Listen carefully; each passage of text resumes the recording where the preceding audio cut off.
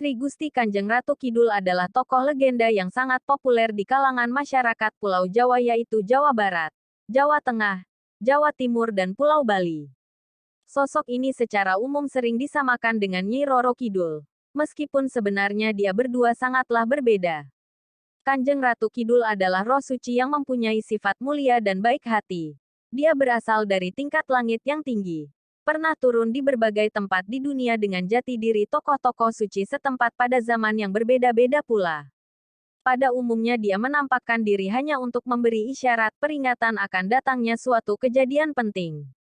1. Dalam mitologi Jawa, Kanjeng Ratu Kidul merupakan ciptaan dari Dewa Kaping Telu. Ia mengisi alam kehidupan sebagai Dewi Padi, Dewi Sri, dan Dewi-Dewi alam yang lain. Sedangkan Nyi Rara Kidul awalnya merupakan putri kerajaan Sunda yang diusir ayahnya karena ulah ibu tirinya.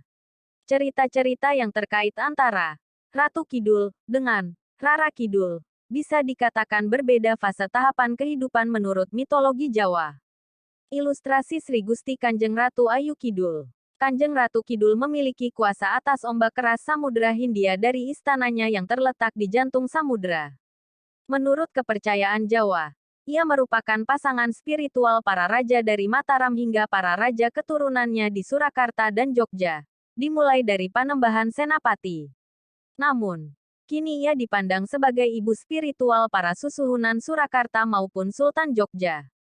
Kedudukannya berhubungan dengan hutan Krendawahana dalam pewayangan disebut alas Setraganda Mayit, Dandang Magore Kahyangan atau tempat tinggal bersemayam berstananya Batari Durga Permoni. Ratunya penguasa para makhluk halus tak kasat mata dengan nama demit, jin, setan, hantu, prewangan, demit, ilu-ilu, banaspati, wedon, jerangkong dan lain-lain yang berkaitan dengan bau mistis gaib Keraton Laut Selatan yang berpusat di Keraton Kasunanan Surakarta. Pengamat sejarah kebanyakan beranggapan, keyakinan akan Kanjeng Ratu Kidul memang dibuat untuk melegitimasi kekuasaan dinasti Mataram. Nama dan wujud. Karaton Surakarta menyebutnya sebagai Sri Gusti Kanjeng Ratu Ayu Kencono Sari atau Sri Gusti Kanjeng Ratu Ayu Kecono Hadisari. Ia dipercaya mampu untuk berubah wujud menjadi mak lampir beberapa kali dalam sehari. Sultan Hamengkubuwono ke-9 menggambarkan pengalaman pertemuan spiritualnya dengan Sang Ratu. Ia dapat berubah wujud dan penampilan sebagai seorang wanita muda biasanya pada saat bulan purnama, dan sebagai wanita tua di waktu yang lain. Babat Dipanegara menceritakan kedatangan Ratu Kidul selalu didahului pancaran sebesar sinar. Asal-usul legenda mengenai penguasa mistik Laut Selatan ini tidak diketahui dengan pasti sejak kapan dimulai. Namun, legenda ini mencapai puncak tertinggi karena pengaruh kalangan penguasa keraton dinasti Mataram Islam Kasunanan Surakarta Hadiningrat dan Kesultanan Jogja. Dalam kepercayaan tersebut, Kanjeng Ratu Kidul merupakan istri spiritual bagi raja-raja kedua keraton tersebut. Pada saat tertentu, keraton memberikan persembahan di Pantai Parangkusuma, Bantul, Pantai Parangtritis Bantul dan di Pantai Paranggupita, Wonogiri. Panggung Sanggabuwana artinya dalam artian bahasa Indonesia yaitu panggung penyangga dunia atau jagat raya di Kompleks Karaton Kasunanan Surakarta dan Panggung Krapyak di Keraton Yogyakarta Hadiningrat dipercaya merupakan tempat bercengkerama antara Sri Gusti Kanjeng Sinuwun Susuhunan Pakubuwono hingga Sri Gusti Kanjeng Sinuwun Sultan Hamengkubuwono, Raja, dengan Kanjeng Ratu. Konon, Sang Ratu tampil sebagai perempuan muda dan cantik pada saat bulan muda hingga purnama. Terapi berangsur-angsur menua pada saat bulan menuju bulan mati. Kanjeng Ratu Kidul dan Nyi Rara Kidul. Dalam keyakinan orang Jawa, Kanjeng Ratu Kidul memiliki pembantu setia bernama Nyai atau Nyi Rara Kidul. Nyi Rara Kidul menyukai warna hijau dan dipercaya suka mengambil orang-orang yang mengenakan pakaian hijau yang berada di pantai wilayahnya untuk dijadikan pelayan atau pasukannya. Karena itu, pengunjung pantai wisata di selatan Pulau Jawa, baik di Pelabuhan Ratu, Pangandaran, Cilacap, pantai-pantai di selatan Yogyakarta, hingga Semenanjung Purwa di ujung timur, selalu diingatkan untuk tidak mengenakan pakaian berwarna hijau. Di kalangan masyarakat Sunda berkembang anggapan bahwa Ratu Kidul merupakan titisan dari seorang putri Pajajaran yang bunuh diri di Laut Selatan karena diusir oleh keluarganya karena ia menderita penyakit yang membuat anggota keluarga lainnya malu. Dalam kepercayaan Jawa, tokoh ini dianggap bukanlah Ratu Laut Selatan yang sesungguhnya, melainkan diidentikan dengan Nyi Rara Kidul, pembantu setia Kanjeng Ratu Kidul. Hal ini berdasarkan kepercayaan bahwa Ratu Kidul berusia jauh lebih tua dan menguasai Laut Selatan jauh lebih lama sebelum sejarah kerajaan Pajajaran. Menurut pengalaman seorang spiritualis pada tahun 1998, ia bertemu dengan Kanjeng Ratu Kidul di Pantai Parangtritis, Yogyakarta. Saat itu, Eyang Ratu Kidul didampingi oleh Nyi Rara Kidul. Keduanya persis tetapi Eyang Ratu Kidul kulitnya kuning langsat, sementara Nyi Rara Kidul agak coklat. Selain itu, Eyang Ratu Kidul mempunyai aura putih jernih dan gemerlapan seperti berlian, bulat mengelilingi seluruh tubuhnya. Sedangkan aura Nyi Rara Kidul berwarna putih susu seperti cahaya lampu putih, tipis putih mengikuti postur tubuhnya. Ia diberi penjelasan bahwa Nyi Rara Kidul adalah patih atau kepala pengawalnya. Nyi Rara Kidul adalah makhluk halus jenis jin yang mengabdi dan berguru kepada Eyang Ratu. Nyi Rara Kidul ditugaskan untuk mengontrol dan meredam angkara murka dari makhluk-makhluk gaib jenis jin dan kekuatan gaib serta ilmu gaib yang berada di sepanjang pantai selatan Pulau Jawa. Sri Gusti Kanjeng Nimas Ayu Ratu Angin-Angin. Dalam serat Darmo Gandul, sebuah karya sastra Jawa baru yang menceritakan jatuhnya Majapahit akibat serbuan kerajaan Demak. Nimas Ratu Angin-Angin adalah ratu seluruh makhluk halus di Pulau Jawa dan memiliki kerajaan di Laut Selatan. Hampir seluruh isi serat Dharma Gandul merupakan bentuk turunan dari cerita Babat Kadiri. Samuksone Sang Prabu Joyoboyo lan putrane putri kang aran Nimas Ratu Pagedongan. Buta Lokoyo lan Kiai Tunggul Wulung Ugo Podo Muksa. Nimas Ratu Pagedongan dadi Ratuning Demit Nuso Jowo. Kutone ono Segoro Kidul sarto jejuluk Nimas Ratu Angin-Angin. Sakabehe lelembut kang ono ing lautan daratan sarta kanan keringe tanah Jowo.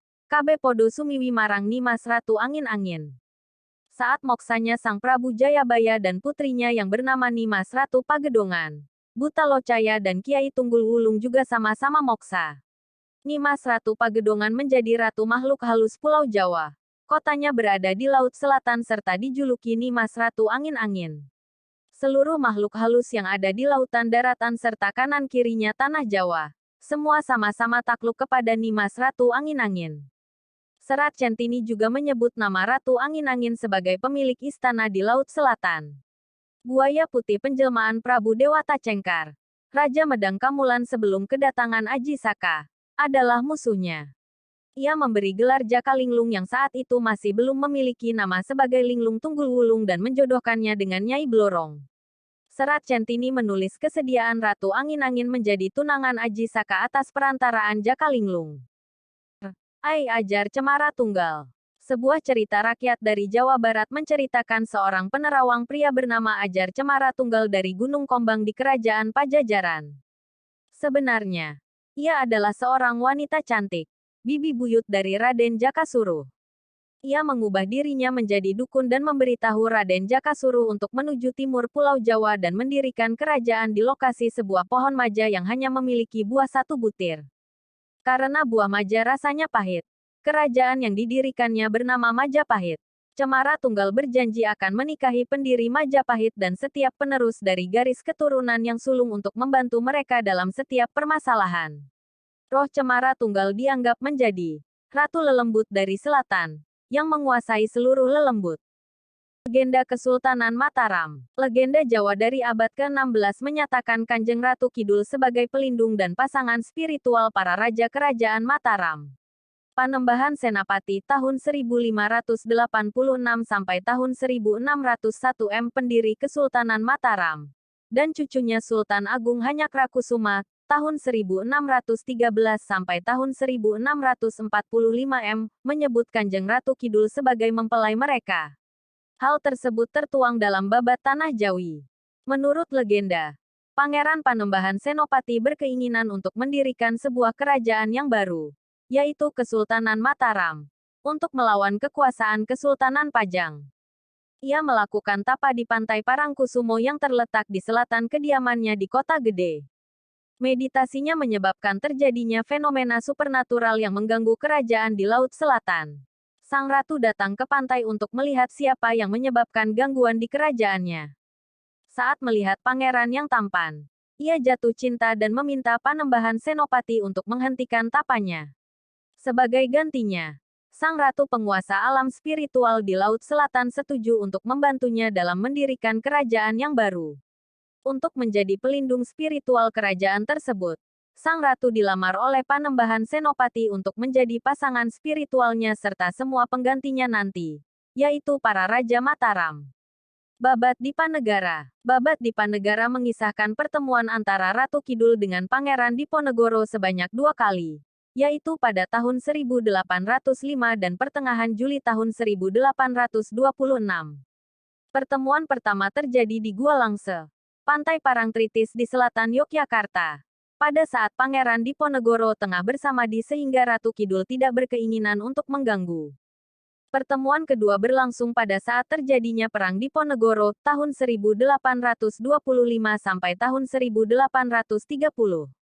Pada pertemuan kedua, Ratu Kidul yang ditemani dua patihnya yaitu Nyi Roro Kidul dan Raden Dewi menawarkan bantuan dalam perang tetapi dengan syarat Pangeran Diponegoro bersedia memohon kepada Allah Ingkang Rabul Galimin agar Ratu Kidul diperkenankan kembali menjadi manusia. Namun, Pangeran Diponegoro menolak dengan halus dengan alasan bahwa pertolongan hanya datang dari Hyang Agung sehingga ia tidak akan bersekutu dengan makhluk gaib. Hal ini sesuai dengan tujuan utamanya untuk berperang, yaitu untuk memajukan agama Islam di seluruh Jawa. Ritual dan kepercayaan. Tari Bedaya Ketawang. Naskah tertua yang menyebut-nyebut tentang tokoh mistik ini adalah Babat Tanah Jawi.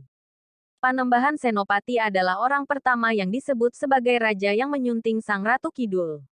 Dari kepercayaan ini diciptakan tari Bedaya Ketawang dari Kraton Kasunanan Surakarta pada masa Sunan Pakubuwana pertama, yang digelar setiap tahun pada upacara ageng kenaikan tahta Sri Sunan atau disebut Jumenengan, yang dipercaya sebagai persembahan kepada Kanjeng Ratu Kidul. Sunan duduk di samping kursi kosong yang disediakan bagi Sang Ratu Kidul. Pelabuhan Ratu dan kota-kota pesisir lainnya.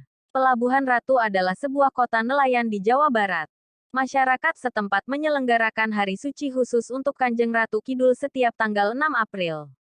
Hari tersebut merupakan hari peringatan bagi penduduk lokal dan mereka memberikan banyak persembahan untuk menyenangkan Sang Ratu. Para nelayan lokal juga menyelenggarakan ritual sedekah laut setiap tahunnya, memberikan persembahan seperti nasi, sayuran, dan berbagai produk pertanian, hingga ayam, tenunan batik, dan kosmetik. Persembahan tersebut dilarungkan ke laut sebagai persembahan untuk Ratu. Para nelayan lokal percaya persembahan mereka akan menyenangkan Ratu Laut Selatan sehingga ia akan memberkahi mereka dengan hasil tangkapan yang berlimpah serta memberikan cuaca yang bagus. Tidak terlalu banyak badai serta ombak. Di sekitar lokasi pantai Palabuhan Ratu, tepatnya di Karanghawu, terdapat petilasan persinggahan Ratu Pantai Selatan yang dapat dikunjungi untuk melakukan ritual tertentu ataupun hanya sekadar melihat-lihat. Di komplek keramat ini terdapat sekurangnya 2 ruangan besar yang di dalamnya terdapat beberapa makam yang dipercaya penduduk sebagai makam Eyang Sanca Manggala, Eyang Jalamata Makuta, dan Eyang Syekh Husni Ali. Di beberapa ruangan juga terpampang gambar penguasa Laut Selatan. Kanjeng Ratu Kidul juga diasosiasikan dengan Parangtritis, Parangkusumo, Pangandaran, Karangbolong, Ngeliep, Puger, Banyuwangi, dan berbagai tempat di sepanjang pantai selatan Jawa seperti Tulungagung. Pantai Parangkusumo dan Parangtritis di Yogyakarta sangat berhubungan dengan legenda Kanjeng Ratu Kidul. Parangkusumo merupakan tempat Panembahan Senapati bertemu Kanjeng Ratu Kidul. Saat Sultan HBIX meninggal tanggal 3 Oktober tahun 1988. Majalah Tempo menulis bahwa para pelayan keraton melihat penampakan Kanjeng Ratu Kidul untuk menyampaikan penghormatan terakhirnya kepada Sri Sultan. Sedekah laut. Masyarakat nelayan pantai selatan Jawa setiap tahun melakukan sedekah laut sebagai persembahan kepada Sang Ratu agar menjaga keselamatan para nelayan dan membantu perbaikan penghasilan.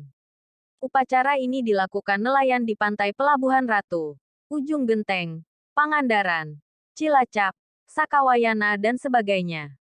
Sebagian besar para wisatawan yang berkunjung baik itu lokal maupun mancanegara datang ke Pelabuhan Ratu karena keindahan panoramanya sekaligus tradisi ritual ini. Di saat-saat tertentu banyak acara ritual yang sering digelar penduduk setempat sebagai rasa terima kasih mereka terhadap sang penguasa Laut Selatan. Ruang khusus di hotel. Pemilik hotel yang berada di pantai selatan Jawa dan Bali menyediakan ruang khusus bagi sang ratu. Yang terkenal adalah kamar 327 dan 2401 di Hotel Grand Bali Beach. Kamar 327 adalah satu-satunya kamar yang tidak terbakar pada peristiwa kebakaran besar Januari tahun 1993. Setelah pemugaran, kamar 327 dan 2401 selalu dirawat, diberi hiasan ruangan dengan warna hijau, diberi suguhan sesaji setiap hari, tidak untuk dihuni dan khusus dipersembahkan bagi Ratu Kidul. Hal yang sama juga dilakukan di Hotel Samudra Beach di Pelabuhan Ratu.